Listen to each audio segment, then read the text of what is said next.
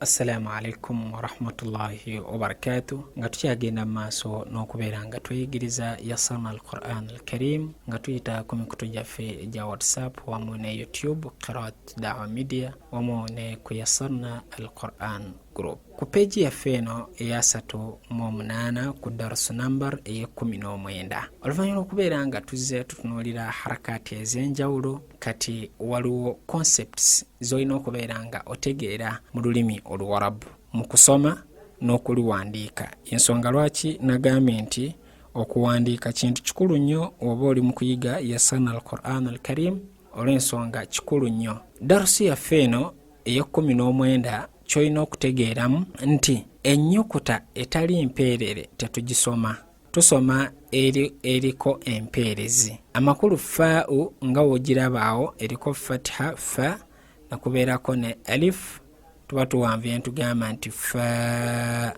Kati ekikiddirira ekyekigambo kiri fa, kuliko alif ne daali maaso kuliko sukun. Tuba tetugenda kugamba nti fad, nedda. Tuba tugenda kisoma tugambe nti fad. Mu mpandika bajja kuwandiika kiri, naye mu kusoma tusoma kino ekiri wansi. Netugamba nti fad, laf, fan, wal, dhul, bil, on, la, da, shay, ji, u, a, tu, vi, un, i, riba, mu. Wetu tubisoma. Tetusoma kya waggulu. Mu kya waggulu wekityo ekiwandiikibwa naye nga mu kusoma tusoma ekiri wansi. Olulimi Oluwarabu bwe lutyo olwo we luli okubeera nga oluyiga insha Allah biidhnillahi ta'ala. Ne bakuleetera mixed exercise awo nno oba olina okusoma n'ogamba tojja kugamba nti fad'u lana, nedda.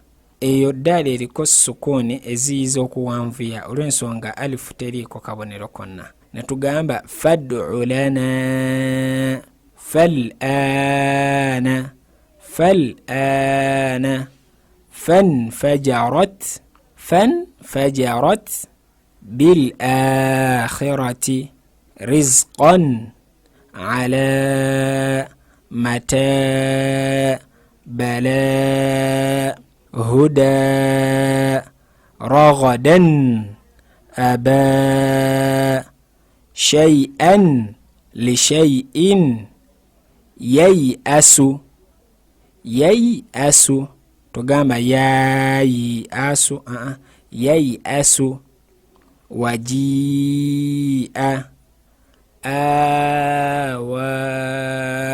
Peji yaffe ya 39 etandika n'ekigambo yadhra'ukum nekoma n'ekigambo haulai.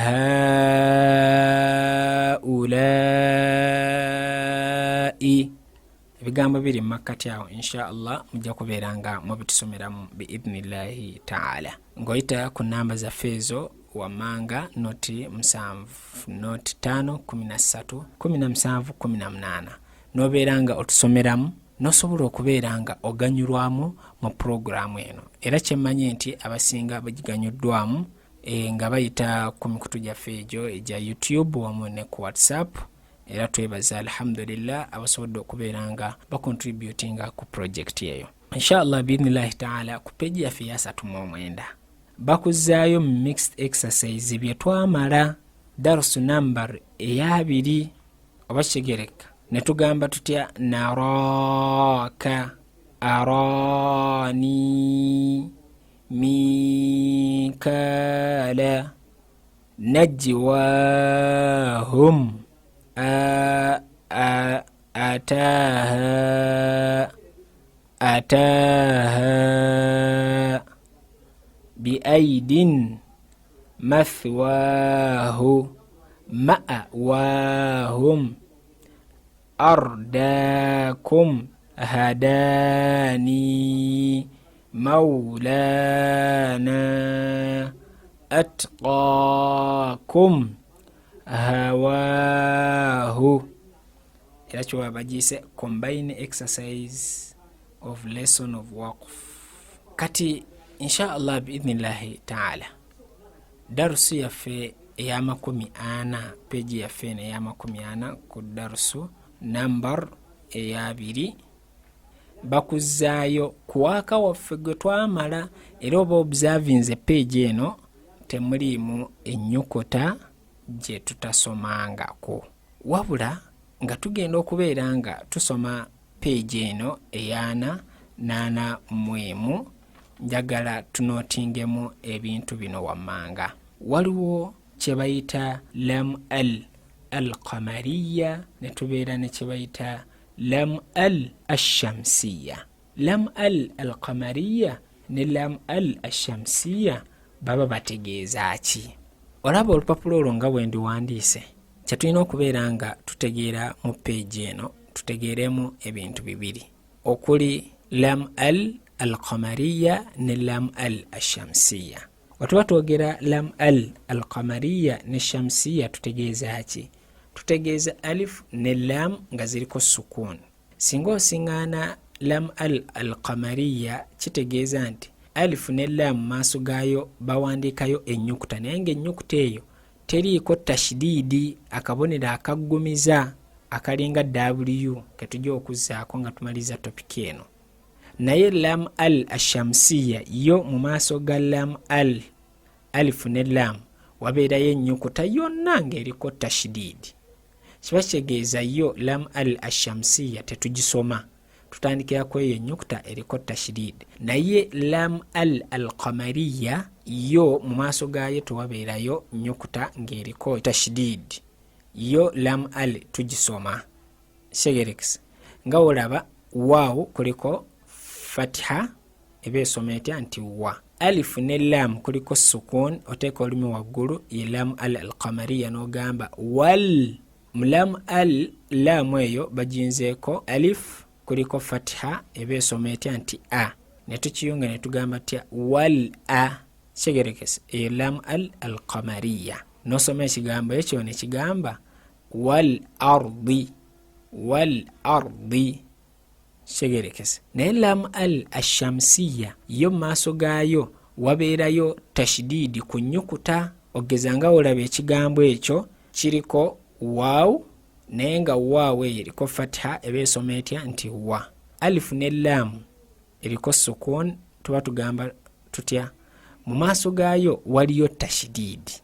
Tashdidi okubeera kwayo kuziyiza lam eno okugisoma. Ne tugamba tutya? Shiini eno eriko tashdid ne tugamba tutya? Washa. Tugamba tutya? Washa. Shiini eno eriko tashdid fatha sha. Ate mabega waayo waliyo alif ne lam tuba tetujja gisoma, tuba tutandikira ku nnyukuta eriko tashdid ne tugamba tutya? Washamsu. Washamsu. Tetugamba wali shamsu. Lwaki? Tashdidi eno eziyiza lam okubanga tugisoma. Yensonga lwaki eyitibwa lam al-shamsiya ne lam al-qamariya. Naam, inshallah billahi ta'ala. Oluvanyuma lw'okubanga twawudde wakati wa lam al-qamariya ne lam al-shamsiya, awo nno tuyinza okubeera nga tutandika okusoma peji yaffe eyana n'eyana mwemu. Etandika n'ekigambo kitya? Wa idh faraqna bikumul bahra. Ndozo kiraba lam bikumu ne baleta lam alif ne lam eyo gye bayita lam al-qamariya. Olw'ensonga maaso gaayo waliyo ba'u eriko fatha tekuliko tashdid ne tugamba bikumul oteeka olulimi waggulu bikumul bahra فأنجيناكم وأغرقنا آل فرعون وأنتم تنظرون ولقد علموا لمن اشتراه ما له في الآخرة من خلاق. Jagaddewo ekigambo fil akhirati. Fil akhirati min khalaqin. inshallah abatugoberera mujja kubeeranga mutusomera line zaffe ezisigaddeyo biidhnillahi taala. Olw'ensonga wemantunuulidde topika esinga twazisoma okuwanvuya okutono okunene, fatihatan, kasaratan, dhammatan, twasoma almaddu twagisoma. Ku peji yaffe eyana mwemu etandika n'ekigambo waqila ya ardu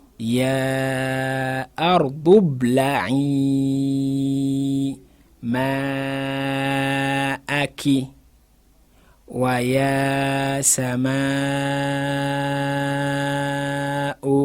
aqli'i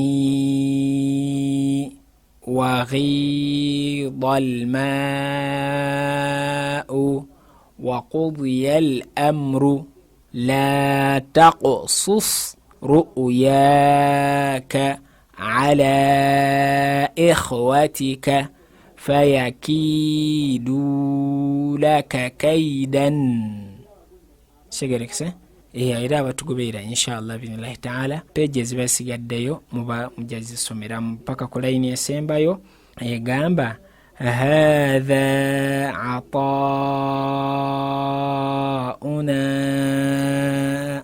Ebiri awo byonna oba osobola okubeera nga obisoma biidhnillahi taala. Olw'ensonga ebisinga twabinnyonnyodde inshallah biidhnillahi taala. Webale kubeera nga otugoberera n'okufaayo ennyo okubeera nga osoma.